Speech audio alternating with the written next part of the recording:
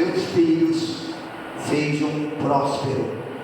Mas para isso nós temos que trabalhar na mente e no coração dos nossos filhos.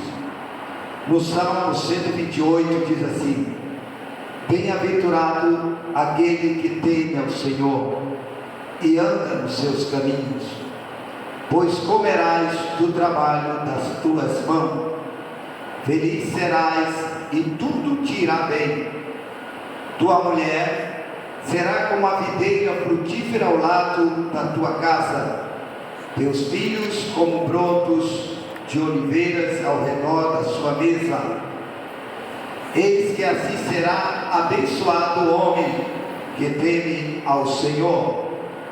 De Sião o Senhor abençoará, e tu verás os bens de Jerusalém por todos os dias da tua vida. Verás os filhos de teus filhos e paz sobre Israel. Amém, irmãos? Podeis assentar em nome de Jesus. Bem, irmãos, a prosperidade familiar, onde todos da família alcance esta grande e bênção, que toda a família viva bem, tenha seu emprego, seu trabalho, tenha sua casa, não precisa estar passando fome, aleluia, nem necessidade. E nós vemos que quando, irmão, o mal vem sobre uma nação, é porque o nosso papel como família, não estamos executando bem esse papel. Quando a gente olha aqui no primeiro versículo, que ele fala: bem-aventurado é aquele que teme ao Senhor e anda nos seus caminhos. Fica difícil para aqueles que não temem ao Senhor. Fica difícil para aquele filho que não quer nada com Deus, aquele pai ou aquela mãe que também não quer nada com Deus. Como é que eu faço, pastor, se meus pais não querem nada com Deus? É simples, vai começar de você. A promessa vai começar pela tua geração. Por quê? Porque você está dando esse passo para que a tua descendência, não é a descendência do que nasceram primeiro do que você, mas são aqueles que vão nascer de você. Então não fique muito preocupado sobre seu pai, sua mãe, sobre os seus filhos, mas olhe para aqueles que vão permanecer firme no caminho do Senhor até o fim. São esta promessa que é garantida na palavra de Deus. Bem-aventurado é aquele que teme ao Senhor e anda no seu caminho. Então, irmão, não é só temer, mas é andar. Tem muita gente que teme a Deus. Hoje nós já classificamos 3 tipos de pessoas, que dizem que servem a Deus. O primeiro é aqueles que creem. O segundo é aqueles que dizem ser cristão. E o terceiro é aqueles que são evangélicos. Bem, irmãos, os que creem em Deus, os que são cristãos, tem muitas pessoas que só acreditam em Deus, mas não andam no seu caminho, não obedecem. Tem aqueles que dizem que são cristãos, mas fica até mais pesado para eles, porque ser cristão é seguir, andar, ser igual a Cristo, para poder ser chamado de cristão. Os evangélicos são aqueles que procuram viver o evangelho. Então, irmão, eu prefiro buscar ser um evangélico, procurar viver o evangelho, porque ser igual a Cristo é difícil. O apóstolo Paulo tentou ser igual a Cristo. Ele diz: sejam imitadores de mim, porque eu sou imitador de Cristo. O apóstolo Paulo foi um homem que se aproximou mais da vida de Cristo. E nós vemos aqui no versículo 3, entra a parte da mulher: tua mulher será como a videira frutífera ao lado da tua casa. Por que ao lado da tua casa? Por que ele usa essa expressão ao lado da tua casa? Quando ele fala ao lado da tua casa, ele está falando ao lado do marido, ao lado do esposo, aquela mulher que está sempre ali lutando do seu lado. E os filhos, a roda da tua mesa. Ele está dizendo que nunca vai faltar o café da manhã, nem o almoço, nem a janta. Falando ao redor da mesa, é um costume que pelo qual muitas famílias já perderam. Já não se reúne à volta da mesa. Por quê? Porque agora cada um se vira como quer. Um pega o seu prato de comida, vai sentar na frente da televisão, outro vai lá para o quarto. Então nós vemos aqui que essa roda da mesa é muito importante para uma família. Por quê? É o momento do que a família vai agradecer a Deus pelo alimento que está ali na mesa. E isso é muito importante, esse ato, irmão. É muito importante esse momento em que toda a família se reúne à volta da mesa. E isso, irmão, deve se passar de pai para filho e filhos, e assim sucessivamente, para que a prosperidade de Deus chegue na tua casa e nunca falte. Aleluia. Quem está entendendo o que eu estou falando? Glória a Deus. Ele diz aqui, irmão: eis que assim será abençoado o homem que teme ao Senhor. Quando, irmão, o homem, aqui pode ser a mulher, pode ser o homem, pode ser a filha, pode ser alguém da família que teme ao Senhor, e presta atenção, e anda nos seus caminhos. A palavra de Deus está dizendo no versículo 5 que o Senhor dará-se de Sião e abençoará, e tu verás os bens de Jerusalém por todos os dias da tua vida. Jerusalém, irmão, representa o lugar de adoração.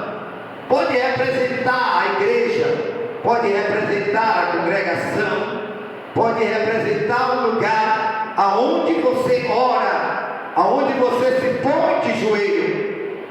Então nós vemos que esta promessa, pelo qual foi derramado sobre todo o povo de Israel, você pode ver que é difícil você ver um judeu pobre, é difícil você ver um judeu mendigando. Por quê? Porque esta promessa foi dada para aqueles que verdadeiramente temem ao Senhor e andam nos seus caminhos. Tem uma coisa difícil para muita gente que vem à igreja. Por que é difícil? Porque muitos não nasceram no Evangelho, muitos não vieram de berço.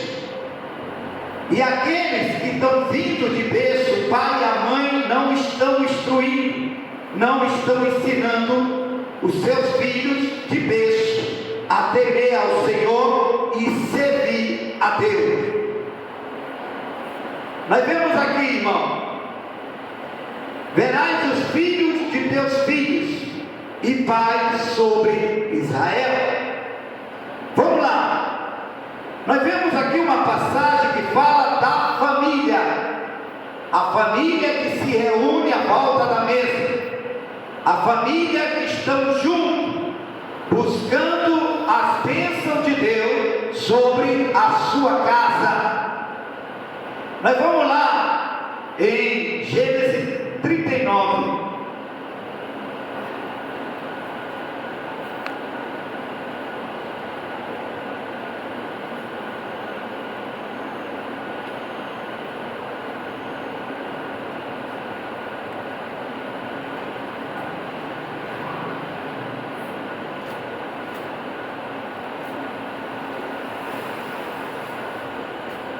Aleluia. Todos acharam?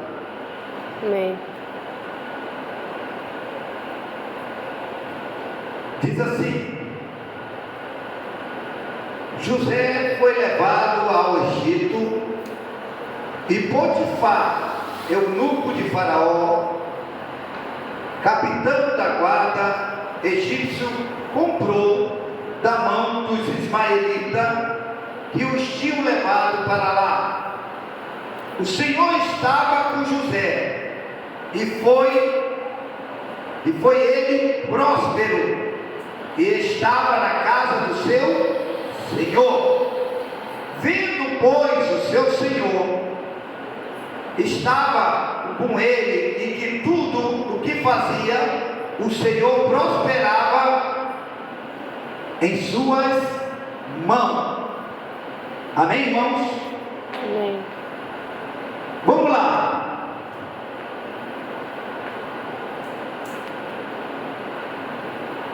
Descobrindo a prosperidade na vida de alguém.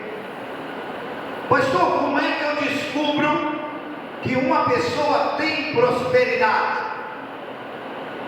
Quando tu olha para uma pessoa que tem Deus e que você vê prosperidade na vida dele, esta é a verdadeira prosperidade. Mas quando você olha na vida de alguém que só tem prosperidade, mas não tem Deus na vida, então esta não é a verdadeira prosperidade.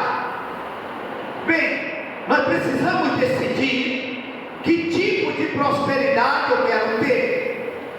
Se eu quero ter uma prosperidade somente para a minha vida, para este mundo, sem Deus, então quando tu morrer, a tua prosperidade vai com você, e os teus filhos não vão desfrutar da sua prosperidade.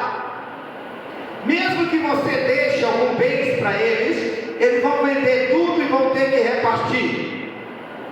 Nós vemos aqui um homem que comprou um escravo, e esse escravo se chamava José.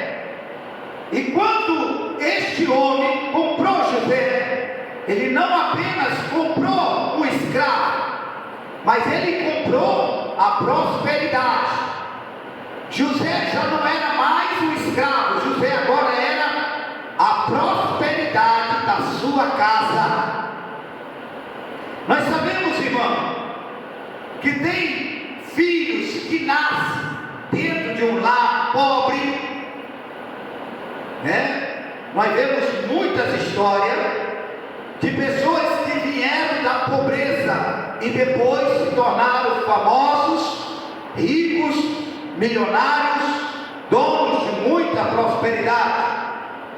Mas, meus amados irmãos, muitas dessas pessoas, a sua prosperidade vai acabar. Pode não acabar na sua morte, mas vai acabar até a quarta geração. Volta tudo para estaca zero de novo. Se é esta prosperidade que você quer, uma prosperidade curta, então faça do seu jeito, faça sem temer a Deus, porque nós vemos aí corruptos políticos que enriquecem através do dinheiro do povo, mas sabemos que o fim deles, irmão, será a miséria. O nosso papel como evangélico servindo a Deus é nós alcançarmos uma prosperidade que vai até 1000 gerações, ou daqui a 1000 anos, irmão, a tua prosperidade, a tua vão desfrutar dessa prosperidade. Mas hoje as pessoas, irmão, querem rápido essa prosperidade. As pessoas querem ligeiro essa prosperidade. Só que esse tipo de prosperidade, até 1000 gerações, ela não vem assim rápido. Ela demora. Por que ela demora, pastor? Porque, irmão, nós precisamos plantar. E quando a gente planta em Deus, irmão, nunca vai se perder o que tu plantou. A tua semente nunca vai se perder. Por isso que quando Deus coloca aqui na sua palavra, para aqueles que são dizimistas, ofertantes, aqueles que contribuem na obra de Deus, nós sabemos que é o próprio Deus que o guarda, que os protege, a sua prosperidade. Agora tu imagine, se você coloca na mão do homem, ele não vai viver eternamente para guardar a tua descendência. Quem vai guardar as riquezas da tua descendência é Deus. Pastor, por que então que no Antigo Testamento as famílias estavam sempre juntas e unidas? Bem, irmão, primeiro a cultura, né? A cultura daquela época não era a mesma de nós. Não tinha essas profissões, não tinha emprego. Era simplesmente o pai e a mãe começavam a criar o gado, fazer plantações, e aquilo ia se multiplicando. Os filhos iriam trabalhando para os pais, conforme iam casando, iam separando também ali a sua porção, mas estava sempre a família junta, para que aquela prosperidade nunca se afastasse, aleluia, e fosse para outro lugar. E nós vemos aqui que José foi vendido, foi arrancado da sua família pelos seus irmãos. O que aconteceu? José, repita comigo, José era a prosperidade de Deus. Isso é forte, irmão, porque você ser a prosperidade de Deus, meu irmão, quando José sai da sua família e vai para o Egito, veio a fome, veio a seca, 7 anos, irmão. Mas o que aconteceu? Porque José estava no Egito, o Egito todo, irmão, foi protegido por causa de José. Enquanto a sua família, irmão, achava que estavam se livrando de José, mas na verdade eles estavam se livrando da prosperidade de Deus. Glória a Deus. Aleluia. Por isso que José teve o sonho, irmão, e os seus irmãos não entenderam, criaram foi inveja, porque você pode ver que quando alguém da família, porque isso acontece, irmão, muito, isso acontece muito, quando na família um começa a prosperar, alguns começam a ter inveja na própria família, irmão. Em vez de se alegrar, em vez de se unir, em vez de estar junto, irmão, mas não, irmão, ficam aquela briga, aquela confusão. E nós sabemos, irmão, que isso não provém de Deus. Por isso, irmão, temos que trabalhar na mente dos nossos filhos, desde pequenos, ensinando eles, mostrando para eles: ó, meu filho, você está vendo a mamãe trabalhando, você está vendo a mamãe lutando por você. Então, meu filho, quando você crescer, aleluia, não se afaste, não abandone, vamos se unir. Então, quando a família se une, que esta, irmão, presta atenção, é a única coisa que move o coração de Deus, é uma família unida e junta no mesmo propósito. Vocês estão entendendo, irmão? Aleluias. Por exemplo, vou comparar José a um jogador de futebol. Nós vemos aí que muitos jogadores de futebol começam num clubezinho baixo, pequeno,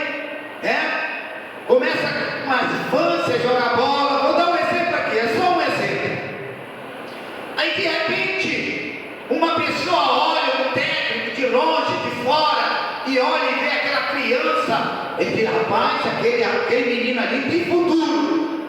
Foi isso que Potifar fez.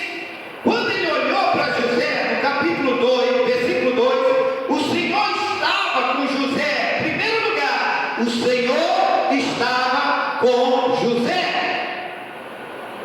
E foi ele homem próspero e estava na casa do seu senhor egípcio.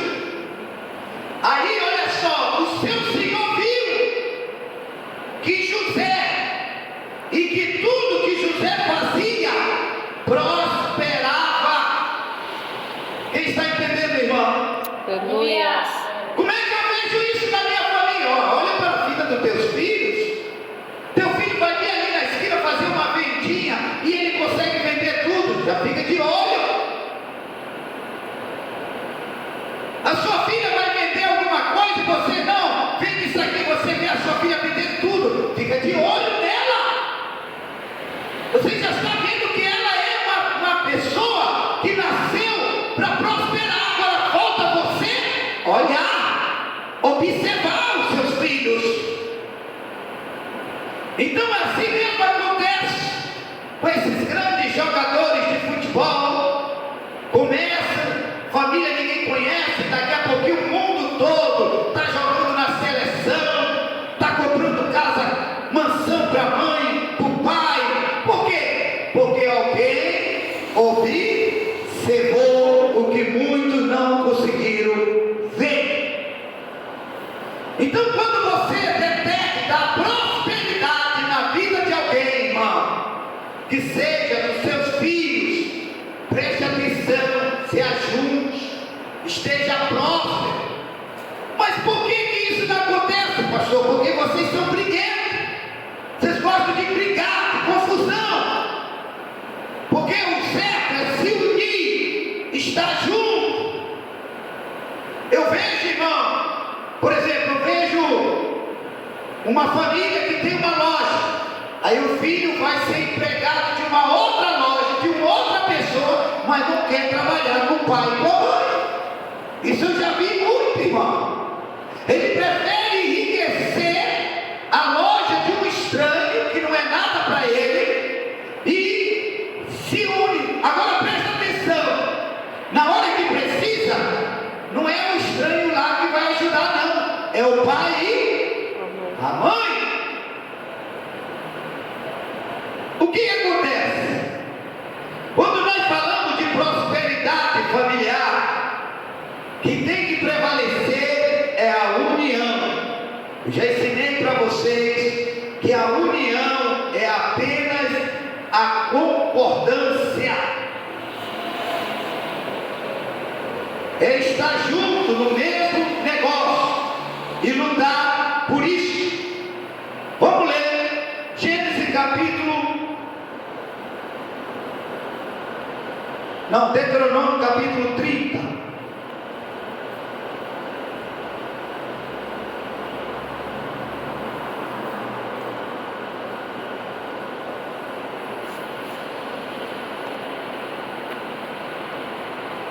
E o versículo 9.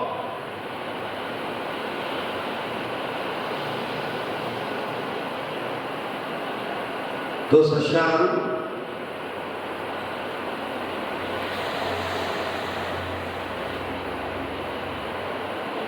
Diz assim, ó. Aleluia.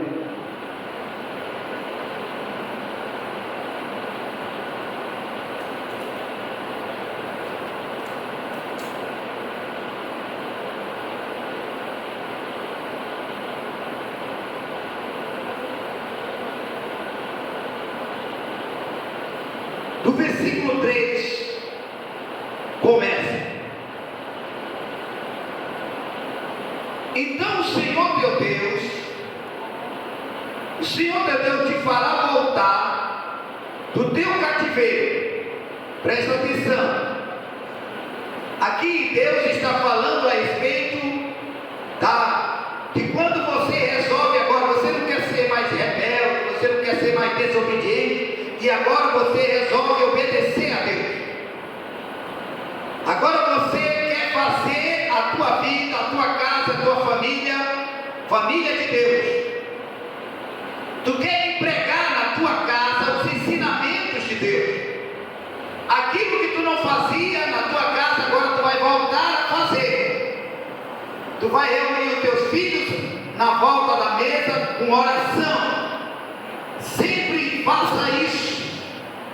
Seus filhos, na hora de comer, na hora do almoço, pelo menos uma vez, ou na hora do almoço, ou na hora da janta, ajuntam todos em volta da mesa e faz a oração. Eu não estou falando aqui para descrentes, estou falando para crentes, para as pessoas que são evangélicas e querem voltar novamente a fazer aquilo que Deus abençoa. Só que é uma coisa tão simples que muitos não dão valor. Então o Senhor teu Deus te fará voltar do cativeiro e vai se apiedará de ti, tornará a juntar-se dentre todas as nações, entre as quais o Senhor espalhou, ainda que tenha desterrado esteja na extremidade do céu, e lá o Senhor teu Deus te ajuntará e te trará de volta. O Senhor teu Deus te trará da terra que teus pais possuíram, e tu possuirás, e Ele te fará bem, e te multiplicará mais do que teus pais. Amém, irmão? Presta atenção. Uma pergunta a ser feita. Você quer ser igual ao teu pai, à tua mãe? Ou você quer ser igual ao teu pai e à tua mãe que tem ao Senhor, que serve a Deus? Por isso, quem não tem pai e mãe evangélico, irmão, não pode olhar para o seu pai e para a sua mãe. Apenas começa de você, da sua descendência, agora que surgir de você.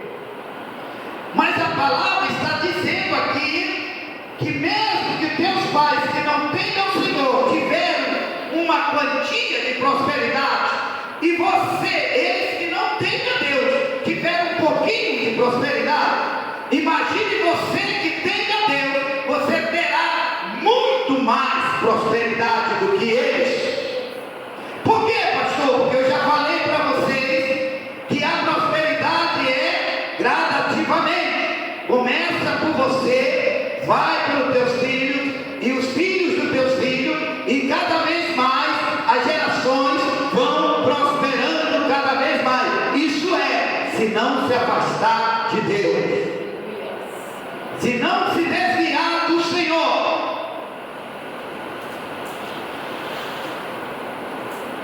Por isso a importância de você ser firme com teus filhos sobre Deus. Você não pode de forma nenhuma fracassar para os teus filhos, para a tua casa sobre Deus. E você não pode deixar em branco nada que aconteça na sua casa. Você não pode deixar em branco, porque isso é que vai fazer que a tua geração prospere cada vez mais. Agora, se você não está preocupado com isso,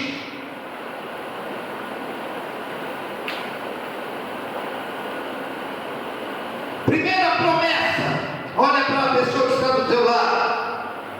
Deus está dizendo que te fará bem, multiplicarás mais do que teus pais. Amém, irmão? No versículo 6 diz assim, ó: o Senhor teu Deus circuncidará o teu coração, e o coração da tua semente será marcado por Deus, irmão. Por isso não vacile com teus filhos, não vacile, não vacile. Pegue firme, inculca na cabeça deles que eles têm que valorizar a igreja, que eles têm que valorizar os cultos, que eles têm que valorizar a palavra,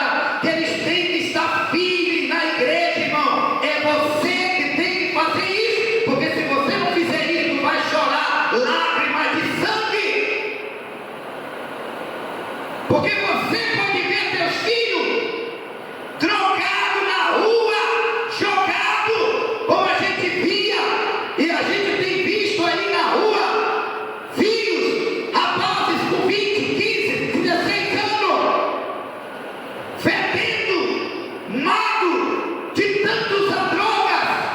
Por quê? Porque os pais e as mães não levaram a sério este ensinamento.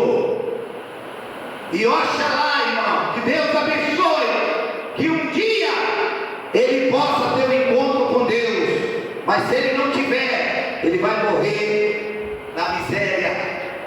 É isso que você quer para os seus filhos? Porque está lastrado hoje. A gente olha na televisão, ele chama até, como é que ele chama, meu Deus? Fugiu agora da memória.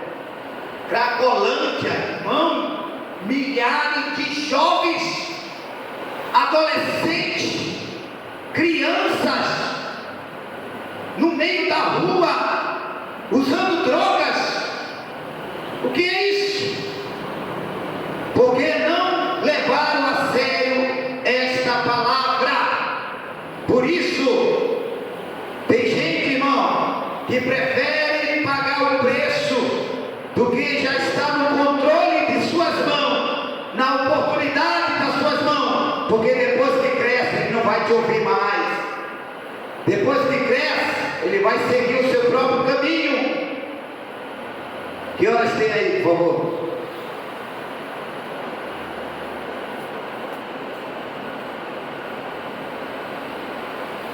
Dez para as 9. O Senhor, olha lá, irmão. Deixa o Senhor marcar o coração da tua semente. Preste muita atenção no versículo 6. Principalmente a irmã Patrícia, que tem filho pequeno. Preste muita atenção nesse versículo 6. O Senhor teu Deus circundará o teu coração. Primeiro começa por você. Primeiro precisa saber se o teu coração realmente está em primeiro lugar. Deus, as coisas de Deus, a obra de Deus, a vontade de Deus, de servir a Deus. Se o teu coração está, para depois Deus marcar o coração dos teus filhos, vai depender de como você trata as coisas de Deus, pelo qual Deus marcará o coração dos teus filhos. Agora, se o teu coração for enganoso, for falso, se o teu coração não coloca Deus em primeiro lugar, teus filhos não serão marcados por Deus, por culpa sua. Aí ele diz aqui, ó, o teu coração e o coração da tua semente, para amares o Senhor teu Deus de todo o coração e de toda a alma, para servir a Deus. Preste muita atenção, irmão, como isso é importante para nós. O Senhor teu Deus porá todas estas maldições sobre os teus inimigos. Isso quer dizer que se você aplica a palavra de Deus na vida dos teus filhos, os inimigos que se levantarem contra a vida dos teus filhos vão receber maldição de Deus. E os aborrecedores, os que te quiserem perseguirem, versículo 8, tu te converterás, pois, e darás ouvido à voz do Senhor, cumprirás todos os seus mandamentos que hoje te ordeno.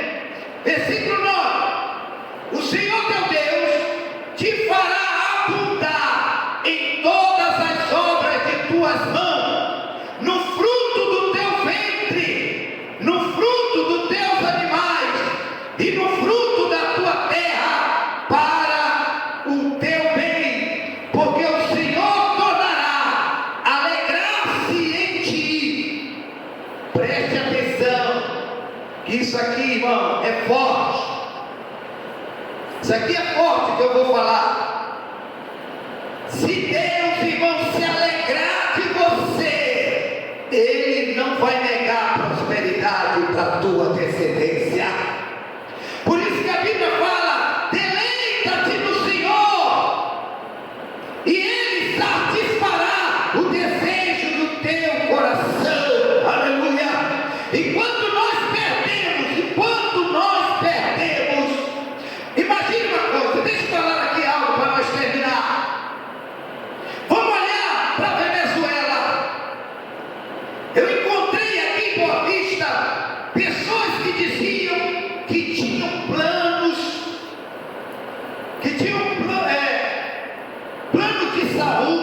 que tinha 1, 2, 3 carros na Venezuela, tinha empregado, tinha uma casa que tinha piscina, tinha empresa, e hoje estão passando fome aqui em Boa Vista.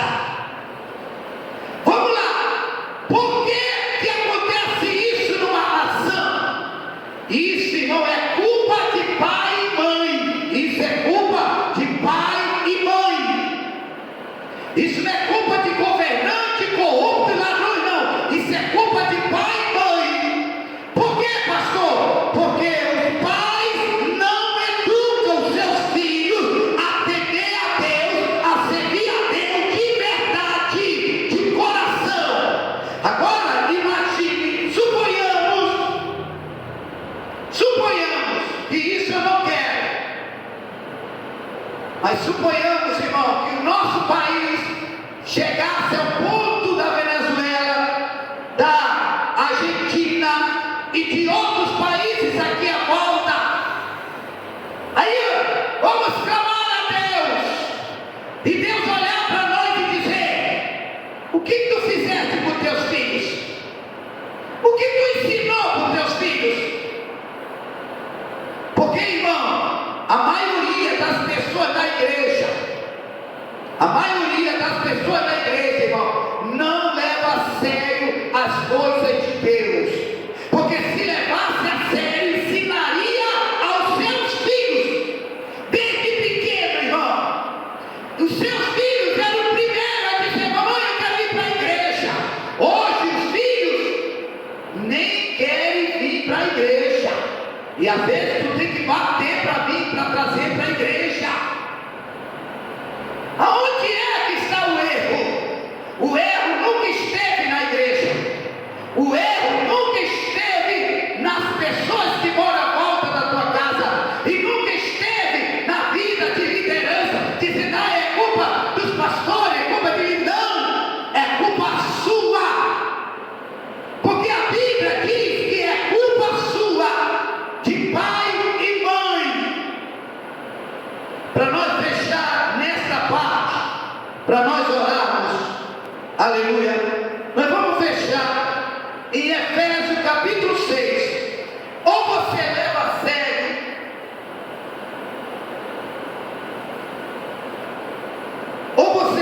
sério, a vida dos teus filhos na igreja, ou então a tua próxima geração, você não vai ter um filho servindo a Deus. Porque, irmão, a maioria, quando cresce, se desvia.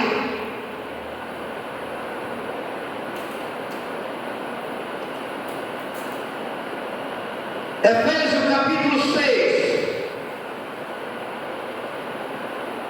versículo 4, diz assim: vós pais, não provoquei vossos filhos a ira, mas criai-os na doutrina e na demonstração do Senhor. De quem é a culpa? Governantes? Esses venezuelanos que o seu país está destruindo lá, são culpa de pais da geração, como já foi dito. Em 1990, o país da América mais rica era a Venezuela. 90 para cá, quantos anos? Os pais daquela época escolheram errado e não educaram os seus filhos na demonstração e na doutrina do Senhor. Irmão, tudo que acontece com nossos filhos é culpa nossa. Não é culpa de ninguém, é culpa do pai e da mãe que não levaram a sério a doutrina e a demonstração do Senhor, não aplicaram ao coração dos seus filhos, porque primeiro não deu exemplo para isso. Fique em pé em nome de Jesus. Aleluia.